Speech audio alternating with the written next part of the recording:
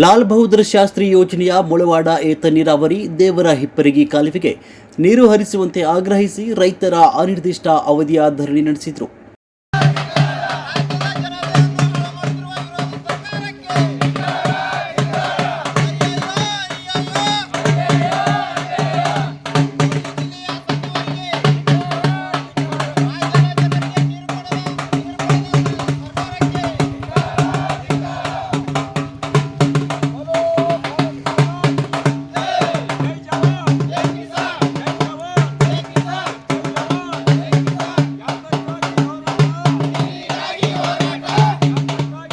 ಜನ ಮತ್ತು ಜಾನುವಾರುಗಳಿಗೆ ಕುಡಿಯುವ ನೀರಿನ ಗಂಭೀರ ಸಮಸ್ಯೆ ಎದುರಾಗಿದ್ದು ಅಧಿಕಾರಿಗಳು ಮುಖ್ಯಮಂತ್ರಿ ಅನುಮತಿ ಕೊಡಬೇಕು ಅನ್ನುವ ಸಬೂಬು ಹೇಳ್ತಿದ್ದಾರೆ.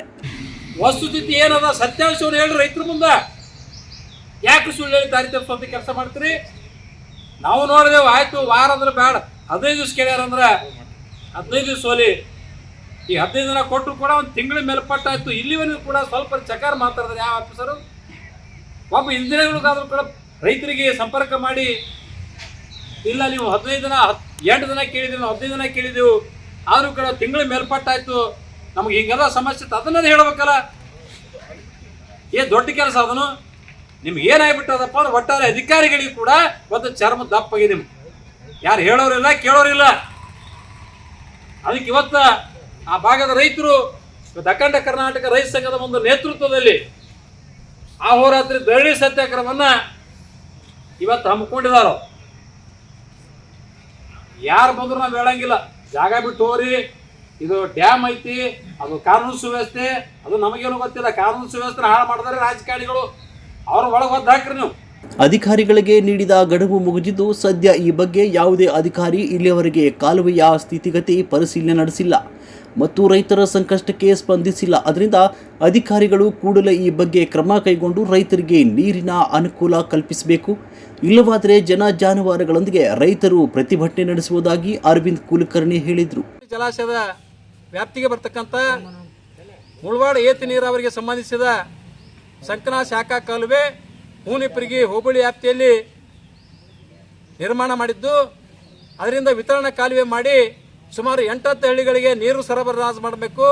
ಆ ಭಾಗದ ಹಳ್ಳಿಗಳಲ್ಲಿ ಜನ ಹಾಗೂ ಜಾನುವಾರುಗಳಿಗೆ ಕುಡಿಲಿಕ್ಕೆ ನೀರಿಲ್ಲ ತಿಳ್ಕೊಂಡೇಳಿ ವಿತರಣಾ ಕಾಲುವೆ ಮಾಡಲಿಕ್ಕೆ ಪ್ರಾರಂಭ ಮಾಡಿದ್ರು. ಅದನ್ನು ಅರ್ಧಕ್ಕೆ ನಿಲ್ಲಿಸಿದ್ದಾರೆ. ಇನ್ನು ಕೇವಲ 2 ಕಿಲೋಮೀಟರ್ ಮಾತ್ರ ಆ ವಿತರಣಾ ಕಾಲುವೆ ಕಾಮಗಾರಿ ಆಗಬೇಕಾಗಿದೆ. ಹಲವಾರು ಬಾರಿ ಸಂಬಂಧಪಟ್ಟಂತ ಕೆಪಿಜನ್ ಅಧಿಕಾರಿಗಳಿಗೆ ಪ್ರತಿಭಟನೆ ಮೂಲಕ ಮನವಿ ಕೊಟ್ಟಿದ್ದಾಗಿದೆ. ಮಾನ್ಯ ಜಿಲ್ಲಾಧಿಕಾರಿಗಳು ಕೂಡ ಒಂದು 2-3 ಬಾರಿ ಕೊಟ್ಟಿದ್ದಾಗಿದೆ. ಕೇವಲ ಭರವಸೆಯನ್ನು ಕೊಟ್ಟಿದ್ದಾರೆ. ಇಲ್ಲಿವರೆಗೂ ಕೂಡ ಆ ಭರವಸೆಯನ್ನು ಈಡೇರಿಸಿಲ್ಲ. 15 ದಿವಸ ಅವಧಿ ಕೇಳಿದ್ರು. ನಾವು 1 ತಿಂಗಳು 10 ದಿವಸ ಇರಲಿ ಪರವಾಗಿಲ್ಲ ತಿಳ್ಕೊಂಡು ಹೇಳಿ ನಾವು ಅವಕಾಶ ಕೊಟ್ಟರು ಕೂಡ ಇನ್ನಿವರೆಗೆ ಏನೂ ಅವರು ಕ್ರಮ ಕೈಗೊಂಡಿಲ್ಲ, ಆದೇಶನೂ ಕೂಡ ಮಾಡಿದ್ದಿಲ್ಲ. ಆ ಕಾರಣಕ್ಕಾಗಿ ಆ ಭಾಗದ ಜಾನುವಾರುಗಳನ್ನು ನೀರಿಗಾಗಿ ಸುಮಾರು 3-4 ಕಿಲೋಮೀಟರ್ ಡೈಲಿ ನೀರು ಅದಾವ, ಅಲ್ಲಿ ಹುಡುಕಾಡ್ಕೊಂಡು ಹೋಗಿ ನೀರು ಕೊಡುವಂಥ ಪರಿಸ್ಥಿತಿ, ಕೆಟ್ಟ ಪರಿಸ್ಥಿತಿ ಬಂದ ಕಾರಣಕ್ಕಾಗಿ ಇವತ್ತು ಅನಿವಾರ್ಯ ನಿನ್ನಿನ ದಿವಸ ಆ ಭಾಗದ 8 ಹಳ್ಳಿಯ ರೈತರು ಇವತ್ತು KBJNL ಕಚೇರಿ ಮುಂಭಾಗದಲ್ಲಿ ಜಾನುವಾರುಗಳೊಂದಿಗೆ ಬಂದು ಇಲ್ಲಿ ಅಹೋರಾತ್ರಿ ಧರಣಿಯನ್ನು ಪ್ರಾರಂಭ ಮಾಡಿದ್ದಾರೆ. ಇದು ಅಖಂಡ ಕರ್ನಾಟಕ ರೈತ ಸಂಘದ ವತಿಯಿಂದ ಈ ಹೋರಾಟ ನಡೀತಾ ಇದೆ. ನಿನ್ನಿನ ದಿವಸ ಸಾಯಂಕಾಲ KBJNL ಮುಖ್ಯ ಅಭಿಯಂತರರು ದೂರವಾಣಿ ಮೂಲಕ ಮಾತನಾಡಿ, ಇಲ್ಲ ಇವತ್ತು ಆದೇಶ ಮಾಡಿದ್ದಾರೆ, ಸಹಿ ಆಗಿದೆ, ಇನ್ನು ಕಾಮಗಾರಿ ಟೆಂಡರ್ ಕರೆದು ಪ್ರಾರಂಭ ಮಾಡ್ತೀವಿ ಅಂತ ಮಾತನ್ನು ಹೇಳಿದ್ದಾರೆ.